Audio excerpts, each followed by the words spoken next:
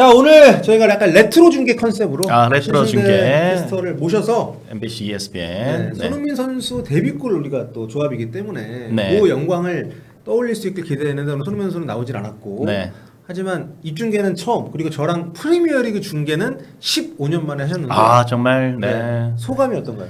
소감이 오늘 저 올드 트래포드에 비가 많이 내렸는데 네. 제 그 감격의 눈물을 올드 트래포드의 그 비가 제 눈물을 대신하고 있는 것 같습니다. 네. 참, 그 아까 프리미어리그 시그널 음악 같은 거 들을 때도 정말, 정말 네. 약간 울컥하더라고요. 가슴 심장이 두근두근두근두근 네. 하고 정말 그 서영 위원과 또 이 프리미어리그 중계를 티키타카로 이제 한다는 게 앞으로 없을 줄 알았었거든요. 네, 그쵸. 야, 정말 오늘 그 볼리 TV에서 이제 초대를 해주셔가지고 정말 감사하게 생각합니다. 네, 아유, 저도 네. 응해주셔서 감사드리고 오늘 네. 정말 많은 분들이 추억 소환이다 뭐 네. 이렇게 많은 얘기 해주셨는데요. 우리가 옛날 얘기만 하면 살 수는 없지만 그렇죠. 가끔씩 옛날 네. 얘기하는 거는 참 인생에 많은 또 활력소가 되는 것 같아서 그렇죠. 네. 다음에 또 네. 한번 불러주시면 네. 제 발 벗고 겨울에 부르면 발 벗으면 좀 추우니까 깨 아재 개그. 네. 네, 양말은 신고 제가 달려오도록 하겠습니다. 네, 네. 좀더 그때는 우리 선수가 뛰는 경기 한번 네, 신나게 그렇죠. 좀 했으면 좋겠고요. 그때도 많은 분들이 반겨 네. 주셨으면. 제가 그럴 줄 알고 제가 외부 출연 보고서에다가 네. 시즌 한 두세 경기는 더 있을 것 같아요. 아, 그래요? 알겠습니다.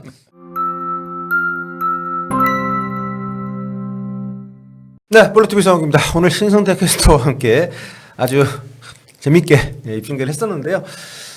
다음에 또 그런 자리를 마련해 보도록 하겠습니다. 오늘 입중계 어땠는지 좀 소감을 뒤에 또 남겼으니까 그거 이따 한번 다시 영상 마지막에 보시고요. 자, 손흥민 선수가 부상으로 결장했던 올드 트래포드 원정 토트넘의 경기였습니다. 손흥민 선수가 부상으로 빠진 것 2022년 11월 그 당시에 그 안아골절 수술을 했었죠. 2002 그 카타르 월드컵을 앞두고 2022년 11월 달에 안아골절로 이제 2경기 결장을 했었는데 그때 이후로 부상으로 인한 결장은 처음입니다. 그만큼 참 오랜 시간 동안 쉼 없이 팀을 위해서 헌신을 해왔던 손흥민 선수인데요. 손흥민 선수가 그동안 토트넘에 차지하는 비중이 뭐 경기력 내적으로나 아니면 경기 외적으로나 정말 뭐 컸기 때문에 손흥민의 결장에 대한 우려가 많았습니다. 안 그래도 맨유 원정은 부담스러운 경기인데다가 손흥민까지 빠지면은 이거 토트넘 아주 힘든 경기 되겠는데 이런 얘기들이 많이 나왔었거든요. 그래서 경기 앞두고 손흥민 결장이 유력하다 보니까 후스코어드닷컴에서 이렇게 SNS에 손흥민 선수가 토트넘 공격에서 차지하는 비중을 포스팅하는 이런 자료까지 있었습니다. 보시다시피 포스테코글루 감독 부임 이후의 기록인데 손흥민 선수가 팀 내 스탯에서 최다골, 최다도움, 최다슛, 최다 키패스, 최다 평점을 기록을 했고요. 드리블 성공 부문에서는 2위에 올라 있습니다. 여러분 공격수가 골, 도움, 슛, 키패스 여기서 다 최다입니다. 진짜 북치고 장구치고 다 했다는 거죠. 그래서 다들 걱정을 할 수밖에 없었던 손흥민 선수의 결장인데 근데 이날은 뭐 토트넘이 못할 틈을 맨유가 안 줬습니다. 물론 토트넘도 잘했지만 맨유가 정말 부진했어요. 특히 전반 3분 만에 존슨한테 선제골을 내주는 과정에서 맨유의 부진이 아주 상징적으로 잘 드러나지 않았나 생각이 듭니다. 물론 요 장면, 그 첫 골 장면 이거는 반더벨이 워낙 엄청나기도 했어요. 야, 이걸 어떻게 저기서 올라옵니까? 전반 2분 26초에 자기 진영에서 볼을 빼앗아가지고 7초 만에 상대 박스 안으로 진입을 했고요. 그리고 8초 만인 2분 34초에 전환 크로스 반대쪽에 텅 빈 상태에 홀로 있던 존슨이 이걸 가볍게 탭인으로 골을 넣습니다. 그러니까 이걸로 사실상 분위기 압살하는 그런 상황이었죠. 이걸 어떻게 막나 싶은 질주처럼 보이기도 하지만 아무리 그래도 상대 센터백이 이 거리를 치고 올라오는데 보면 수비수가 많이 있었어요. 그런데도 아무도 방해하거나 끊질 않은 것은 문제가 있는 거죠. 저렇게 올라올 때는 위험지역이 아닌 곳에서 방해를 좀 해주거나 반칙으로 끊든지 해야 되는데 전혀 그러지 않았습니다. 그리고 터치 미숙으로 볼을 빼앗긴 당사자인 래시포드 멍하니 서서 방치를 하는 모습, 이것도 현지 팬들한테 엄청난 비난을 받고 있습니다. 뭐 그 뒤로도 뭐 뒤에 말씀드리겠습니다만 여기가 올드 트래포드가 맞나 싶을 정도로 토트넘이 그야말로 해집은 그런 시합이었습니다. 아무튼 토트넘은 이날 손흥민 선수가 없는 상태임에도 불구하고 맨유를 상대로 그것도 원정에서 완벽한 승리를 가져가는데요. 뭐 입중계할 때도 보니까 또 손가들 나타나가지고 손흥민 없으니까 이긴다 뭐 이러고 있던데 이 사람들아 손흥민 있었으면 최소 5대0 이상 갔어. 이게 여러분 제가 괜히 없는 소리 하는 게 아니라 이따 지표도 있고요. 이 경기에서 그 자리에 티모 베르너가 선발로 나왔습니다. 뭐 우리가 세모발이라고 농담 많이 하는데 역설적으로 이날 베르너는 진짜 세모발이었고 손흥민 선수 빈자리가 확실하게 느껴지게 하는 그런 경기를 펼쳤습니다. 이날 베르너가 기록을 보면 슈팅 2번 했거든요. 근데 그게 다 유효 슈팅이었어요. 근데 한 골도 못 넣고 빅찬스 미스가 2번입니다. 슈팅 2번 했는데. 그러니까 빅찬스를 모두 놓쳤다는 얘기고 상대 박스 안에서의 볼터치도 7번이나 있었는데요. 결국 골을 만들어내지 못했는데 참 좀 안타깝습니다. 이게 어쩜 이렇게 결정력이 떨어지는지 이런 경기에서 좀 한두 골 넣어줘야 베르너도 자기 기회를 잡을 수가 있는 건데 지금 뭐 경기를 보면 포스테코글루 감독이 오두베르나 이런 선수를 보다도 중용을 안 하는 이유를 본인이 오히려 입증시켜준 그런 골이 됐습니다. 아 그리고 손흥민 선수는 이날 경기에 안 나섰지만 팀 동료인 포로가 부상으로 휴식을 취했던 손흥민 선수를 샤라웃하는 그런 장면이 있었어요. 솔랑키의 이날 세 번째 골 사실상 어떤 쐐기골이라고 할 수 있는 요 세 번째 골이 터진 뒤에 포로가 카메라 앞에 와서 손흥민 이 셀레브레이션을 약간 좌우가 바뀌긴 했습니다만 따라하는 모습이 좀 화제를 많이 모으기도 했었습니다. 그리고 그 옆에서 애니메이션 덕후로 알려져 있는 매 골마다 다른 애니 캐릭터들을 이렇게 따라하는 솔랑키 선수 이번 셀러브레이션은 주술회전에 고조 사토루를 따라한 거라고 합니다. 제가 그 애니를 안 봐가지고 잘 모르겠습니다만 아무튼 솔랑키는 골 넣을 때마다 이번엔 누굴 따라하는지를 또 팬들에게 많이 관심을 끌고 있는 더 재미난 그런 또 부분이 있고요. 그리고 제가 이제 베르너 선수 얘기를 하는 이유가 뭐냐면 이날 양 팀의 기대 득점이 맨체스터 유나이티드는 0.98골이었고요. 토트넘은 5.33골이었습니다. 그러니까 토트넘은 기대 득점보다 골을 덜 넣은 거죠. 물론 메뉴도 그렇습니다만. 그런데 이게 잘 기대 득점이라는 것이 실제 경기를 보신 분들은 아시겠습니다만 특히 전반전에 토트넘이 한 골밖에 못 넣었는데 전반에만 서너 골 넣을 수 있는 기회들이 많이 있었거든요. 이제 그런 득점 기회들을 날린 여러 요소 중에 베르너가 놓친 두 골이 굉장히 컸기 때문에 그런 얘기를 하는 겁니다. 그냥 손흥민이 빠졌는데 빈자리가 느껴졌다. 이렇게 그 감상적으로 하는 얘기가 아니라 이런 지표들이 있습니다. 자, 이날 양 팀의 주요 공격 지표를 비교 한번 해보겠습니다. 경기력의 차이가 확연하게 눈에 기록으로 드러나는데요. 슈팅 숫자는 24대 11이었습니다. 근데 유효 슈팅은 10대 2로 토트넘이 압도를 했고요.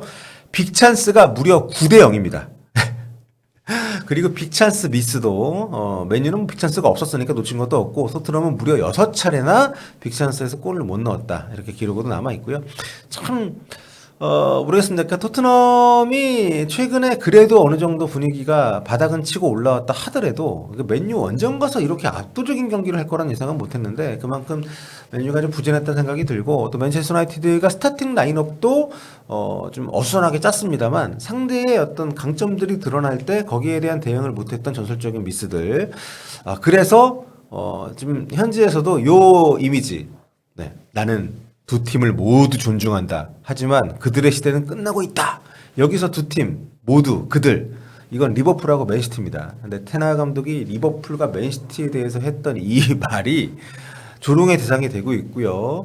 물론 클럽 감독은 리버풀은 떠났지만 여전히 리버풀은 뭐 좋은 경기력 보여주고 있는데 이 두 팀보다 테나의 맨유가 먼저 끝나지 않을까 이런 우려들이 나오고 있습니다. 물론 이날 맨유의 주장인 브루노 페르난데스가 퇴장을 당했습니다. 그래서 10명으로 뛰었기 때문에 맨유가 부진했다 이렇게 얘기할 수도 있는데 경기 보시면 아실 거예요.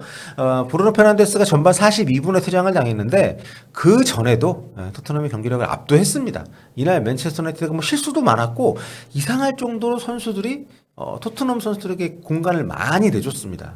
그런 과정에서 토트넘의 기가 살아나서 분위기를 좀 확실하게 가져갔고요. 이날 브루노 페르난데스는 이제 메디슨한테 태클을 하다가 퇴장을 당했는데 물론 좀 미끄러지면서 좀 더 심각하게 태클이 들어간 느낌도 있습니다만 저거는 레드카드를 받아야죠. 근데 이날 제가 잠깐 의아했던 게 뭐냐면 브루노 페르난데스 태클에 어떻게 보면 좀 당했던 메디슨이 부페가 퇴장당해서 나갈 때 옆에서 계속 어깨동무하고 뭐 이렇게 얘기를 하더라고요. 그래서 무슨 얘기했나 궁금했는데 이거를 이제 브루노 페르난데스가 경기 끝나고 인터뷰에서 메디슨도 그러더라. 절대 퇴장감은 아니라 그랬어. 그러니까 이거 근데 그게 퇴장당이 나가는 그러니까 퇴장을 여부를 결정하는 거는 선수가 아니라 주심이잖아요. 예, 그리고 상대팀 선수가 저렇게 얘기하는 게 뭐 얼마나 진심이 담겨 있고 얼마나 그게 옳은 얘기라고 경기 후에 저렇게 얘기하는지 참 브루노 페르난데스도 답답하고 억울해서 그랬겠지만 좀 재밌는 인터뷰가 아니었나. 자, 아무튼 이날도 경기력 경기 흐름이 뒤집어진 상황에서도 포스테코글루 감독은 선수들에게 굉장한 압박을 계속 꾸준히 주문을 했습니다. 근데 이날 우도기 선수가 또 부상으로 실려 나갔어요. 실려 나갔다는 표현보다는 아무튼 좀 부상으로 경기를 뛰지 못하는 상황이 있다가 이제 하프타임에 스펜스하고 교체가 됐는데 손흥민 선수 햄스트링 쪽에 좀 문제가 생겨 들었습니다만 이 포스테코글루 감독의 축구는 참 하여튼 리스키합니다.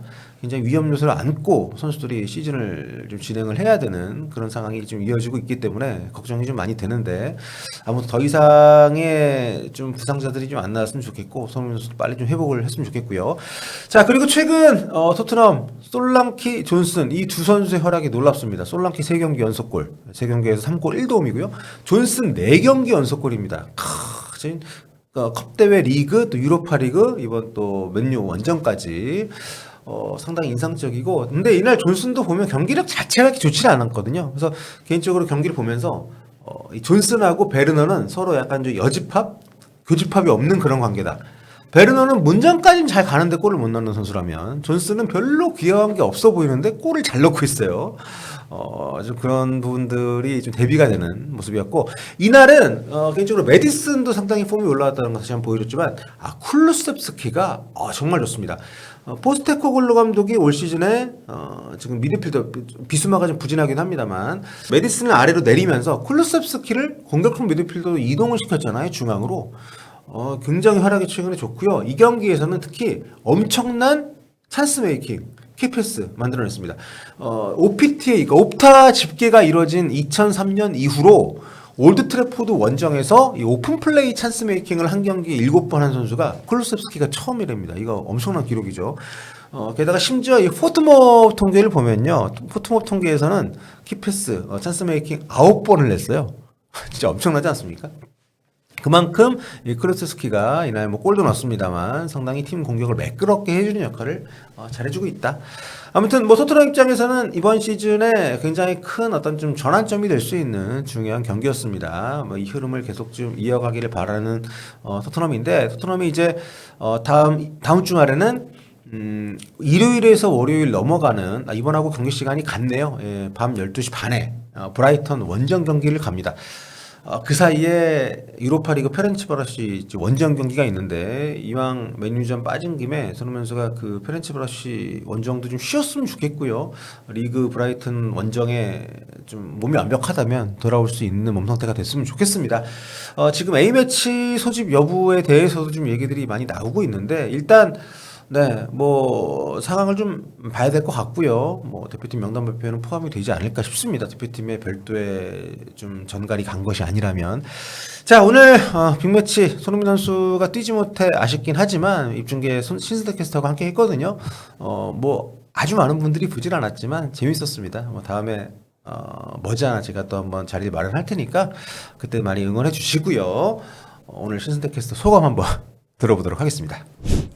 네, 이렇게 해서 오늘 맨체스터 유나이티드 토트넘 중계를 마쳤고요. 24-25 잉글리시 프리미어리그 네, 오늘 6라운드 중계를 마치겠습니다. 도움 말씀에 서영 해설위원 캐스터 신승대였습니다. 시청해주신 여러분 고맙습니다. 안녕히 계십시오. 야, 이거죠 이거. 네.